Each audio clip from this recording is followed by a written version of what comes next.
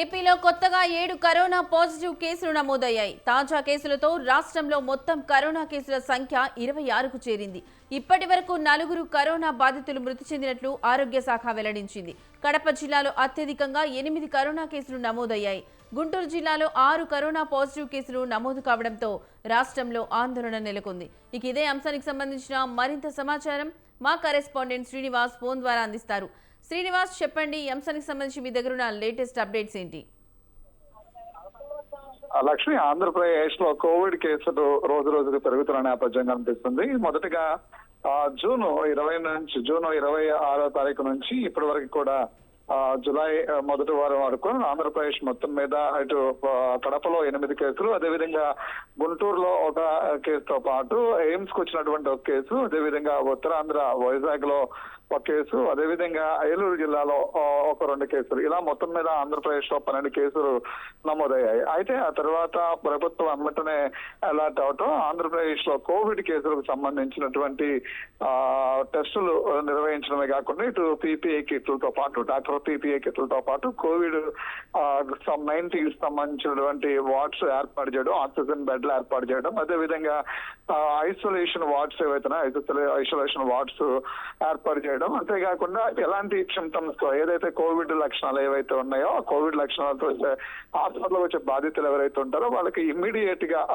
Covid టెస్టులు నిర్వహించడం, positive కనుక వస్తా అంటే 5 జ్వరానికి సంబంధించినటువంటి టెస్టులు ఒక 5 టెస్టులు నిర్వహించడం, రిపోర్ట్స్ వచ్చేంత వరకు కూడా వాళ్ళని జాగ్రత్తగా ఐసోలేషన్ లో ఉంచడం, పాజిటివ్ వస్తే కనుక ఇమ్మీడియట్ గా వాళ్ళకి అత్యవసరమైనటువంటి అంటే శ్వాసకోశ ఇబ్బందులు, ఇతర ఇబ్బందులతో పాటు ఏమైనా ఇబ్బందులు పడుతుంటే కనుక ఇమ్మీడియట్ గా ఆక్సిజన్ బెడ్ కూడా ఏర్పాటు చేసేటువంటి ప్రక్రియ అంతా కూడా ఆంధ్రప్రదేశ్ ప్రభుత్వం ఇమ్మీడియట్ గా యాక్షన్ చేపట్టినటువంటి పరిస్థితి ఉంది. అయితే ఈ నేపథ్యంలో ఇప్పుడు మరలా 26 కేసులకి ఆంధ్రప్రదేశ్ లో కోవిడ్ కేసులు పెరగనటువంటి పరిస్థితి కనిపిస్తుంది. అయితే ఈ కేసులు పెరుగుదల ఇంకా అవకాశం ఉందనే దాని మీద కూడా ప్రభుత్వం పూర్తి స్థాయిలో దృష్టి సారించడమే కాకుండా కోవిడ్ ఎక్కడైతే నమోదవుతున్నటువంటి కేసులు నమోదవుతున్నాయో ఆ ప్రాంతాలన్నింటిలో కూడా పూర్తి స్థాయిలో మెడికల్ టెస్టులు నిర్వహించేందుకు వాళ్ళ కుటుంబ సభ్యులతో పాటు ఆ గ్రామంలో ఉండేవాళ్ళు లేదంటే ఆ ప్రాంతంలో ఉన్నటువంటి వాళ్ళు రిలేటెడ్ అయి ఉన్నటువంటి వాళ్ళు ఆ చుట్టుపక్కల ఉన్నటువంటి వాళ్ళందరూ కూడా కోవిడ్ టెస్టులు నిర్వహించేటువంటి ప్రక్రియ కూడా ఆల్రెడీ వేగవంతం చేస్తారని చెప్పుకోవచ్చు. అయితే ఇప్పటి వరకు కూడా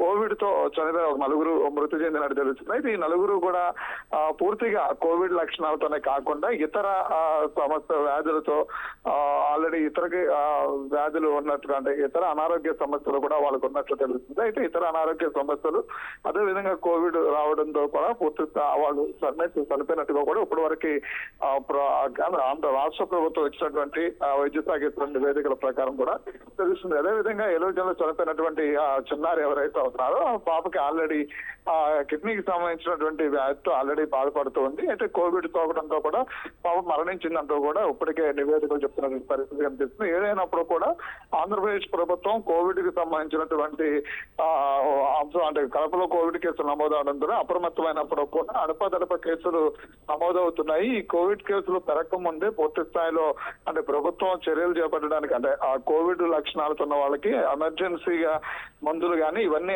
ఐసోలేషన్ బెడ్లు కానీ ఐసోలేషన్ వార్డ్స్ కానీ ఇవన్నీ కూడా ఏర్పాటు చేయడం జరిగిన నేపథ్యంలో కూడా కోవిడ్ అరికట్టడానికి కూడా మెడికల్ సిబ్బంది ఎవరైతే ఉన్నారో ఆరోగ్య శాఖకు సంబంధించినటువంటి సిబ్బంది అందరూ కూడా అప్రమత్తం చేస్తున్నారని కూడా చెప్పుకోవచ్చు. Right Srinivas, thank you for the updates.